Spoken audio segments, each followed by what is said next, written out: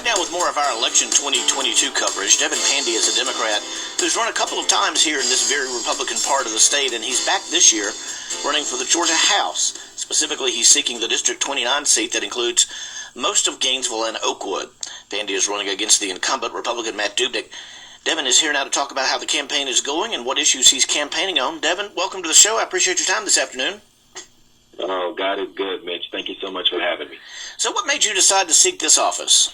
Well, after serving in the military for 21 years, I never really stopped serving. I've been volunteering in the community, as I did in every community that I lived in while I was in the military.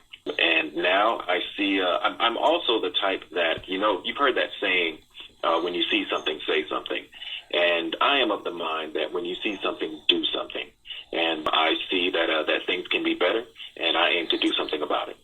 What issues are you hearing as you get out and talk to voters? What are voters talking about right now? I'll tell you, the biggest one that I'm hearing is the pro-life versus pro-choice. And I'm hearing this from not only Democrats, but independents and Republicans. There are people that are very upset and just do not agree with taking away a woman's right to make her own health decision. Well, let's start with that issue then. It's been a big issue, as you know, around the country with the overturn of Roe versus Wade. The heartbeat bill, or the so-called heartbeat bill here in Georgia, is now law. If you got elected, what would you seek to do on this issue? Well, I'll tell you, the heartbeat bill, it's a strange one. Let's keep in mind that it's a bunch of men who don't have a degree, a medical degree, making a decision on something that is different for just about every woman. Some women may be able to hear a heartbeat at 6 weeks. Some may not hear one until 10 or 12 weeks.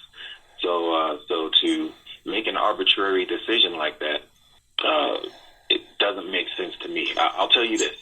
I believe in self-determination, independence, liberty. I believe in the United States Constitution and the 14th Amendment, which states that no state shall make or enforce any law which shall abridge the privileges or immunities of citizens of the United States. Now, as a man of faith and an ordained minister, I often ask myself, what would Jesus do? Jesus tells us, judge not lest we be judged. And I believe that in this particular case, my personal beliefs, if it were up to me, Mitch, there would never be another abortion. There would never be another need for an abortion ever. But that is not the case. That is not reality. And so when I take my seat as this district's next representative, I won't be doing so only to serve those who share my beliefs. I will be doing so to represent everyone, no matter their beliefs. And yes, I am Christian, but I will be representing those who are not. And some of those other religious beliefs don't have the same belief about abortion that some of us may hold. And so I believe that intruding on a woman's right is not what we are here to do. We are here to serve the people who elect us. And so a doctor's office is barely big enough for you and your doctor. Surely there is no room in there for the government. Let's move on. If you get elected and get to your first session, one of the things you'll be tasked with pretty early on in the session is what to do about that $6+ billion surplus that the state has. My guess is that the governor's going to want some of that to be used to replace the funds lost from the gas tax suspension. But there's still going to be a huge pot of money left for the General Assembly to do something with. How would you want to spend that money? Yes, that's easy. Education, absolutely.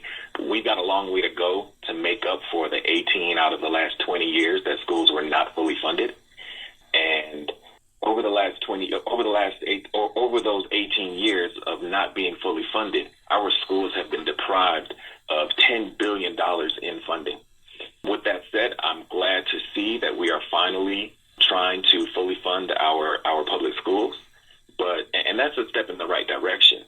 But we need to adequately fund our public schools. Now, what do I mean by that?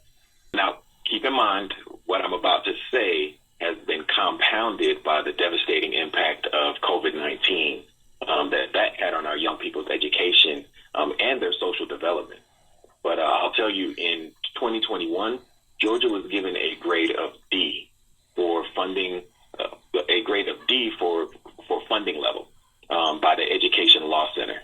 This grade was based upon the amount Georgia spends on public education compared to other states. Georgia is also one of only 6 states that has no additional funding for students living in poverty. And Georgia ranks 49th in the country based on the difference between how low-income students perform on state tests compared to higher-income students. And part of that solution, I'll tell you, is going back to Governor Nathan Deal. Former Governor Nathan Deal's Education Reform Commission, they recognized a link between a student's family income and their ability to succeed in education. And so currently, Georgia offers relatively little in funding for students that fall behind their grade level. And that money is often insufficient, restricted by regulations, and it addresses disparities after they happen rather than preventing them. But we have solutions. Senate Resolution 650 proposes a Senate study committee to re-examine education funding. Sounds like a good idea to me. House Bill 10 provides additional funding for students living in poverty. That sounds like a good idea. Devin, we've got another problem in education, and that's a shortage of teachers. The pandemic drove a lot of teachers off. That was a tough time for teachers, and now they're kind of getting beat up by some folks wanting to make what they're teaching an issue. How do we get more teachers into the classroom? Because that's got to be part of fixing education. Absolutely, and that comes with that funding. I mean, giving teachers a bonus just because it is an election year is not good enough. In fact, it's a slap in the face. So what we need with this funding is, first, we need to raise teachers' pay. We need to raise teachers' pay and pay them what they are worth. They are teaching our children. They do a heck of a good job, and they do so most of the time many times using their own money. So not only do we need to up their pay to show them that we appreciate what they are doing for our children, but we also need to fund education so that they have the tools and the equipment and the supplies that they need without having to come out of their own pocket. Any job that you get, when you go to that job, they are going to have the tools there for you to do that job.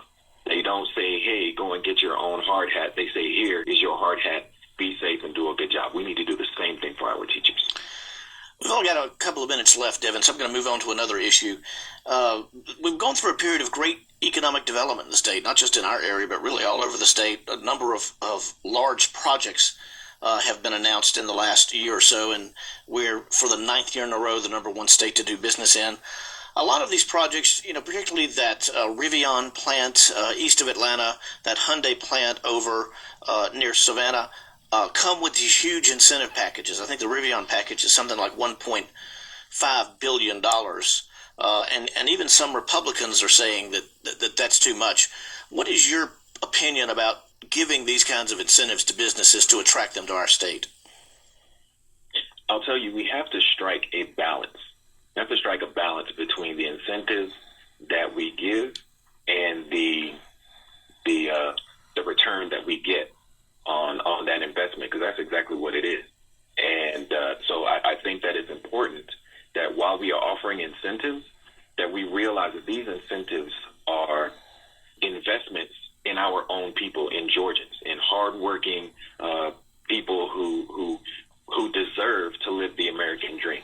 So let's just make sure that we are balancing that, and that we are not doing favors for any of these companies except to bring them into our state in order to help Georgians prosper. Devin Pandy, candidate for the District 29 seat in the Georgia House. Devin, thanks for your time today. We'll try and have you on one more time before the election. I appreciate that. And if I could, I just want to say, since I brought up the deals, I just want to give my condolences for the loss of First Lady Deal, and that my heart goes out to their family. Very nice. Thank you, Devin. We appreciate it. It's 5:49 now at North Georgia's News Talk. WDUN.